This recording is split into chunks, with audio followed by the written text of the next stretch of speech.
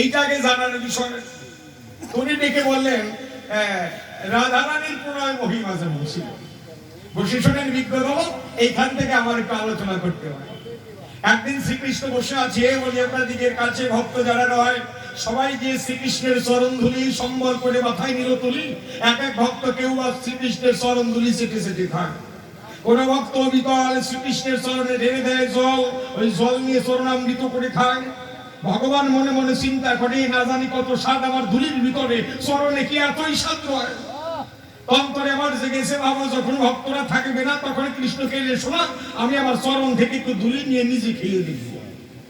এই কথা চিন্তা করে কৃষ্ণ কানাই যখন দেখে কেউ নাই, তখন নিজের পা থেকে একটু ধুলি নিয়ে নিজে আমার ভগবান ছেটে ছেটে খায়। তাকে ভালো লাগে না, বালু বালু লাগে সেই সময়।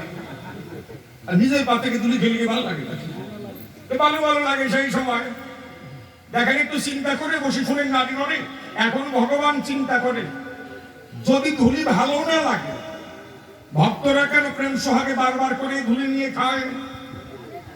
তারা কি স্বাদ পায়? এটা তো আমার আছে বোঝার বিষয়। কেমন করে কথা আছেন তো বিজ্ঞ সুকা। আমি সম্রাট সরকার কবি গান গাই, এতদিন গান করে যখন যাই বাড়ির পরে, বাড়ির পাশে যদি যত ভালো গান হোক না কেন বাবা, আমার শুনতে মনে চায় না। কেন চায় না? গান করতে করতে শরীর ক্লান্ত হয়ে যায়। যত ভালো গানই হয় না কেন, আমার যদি কেউ শুনতে পায় আমি যেতে পারি না, আমার ভালো লাগে না। তো গান আপনারা শুনতে যান, যেখানে গান হয় 2, 4, 5 কিলোমিটার 10 কিলোমিটার দূরেও যান। আচ্ছা অবশ্যই শুনতে গিয়ে তো আনন্দ পান।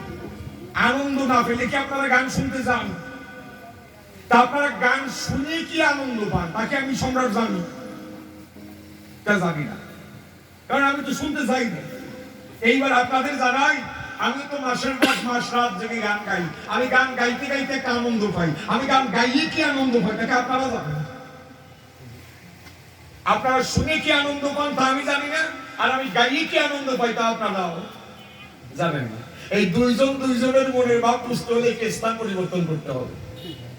আমাকে ভক্তের দলে মিশতে হবে, আর আপনাদের শিল্পীদের সঙ্গে মিশতে হবে। তাহলে দুইজনের মনের ভাব বোঝা যাবে। এই জন্য শ্রীকৃষ্ণ অন্তরে করলেন ধারণা, আমি যত সময় ভগবান ভাব নিয়ে থাকবো, যত সময় ভগবান থাকবো, ভক্তরা চরণ ধুলি থেকে সুখ পায় আমি জীবনে বুঝবো।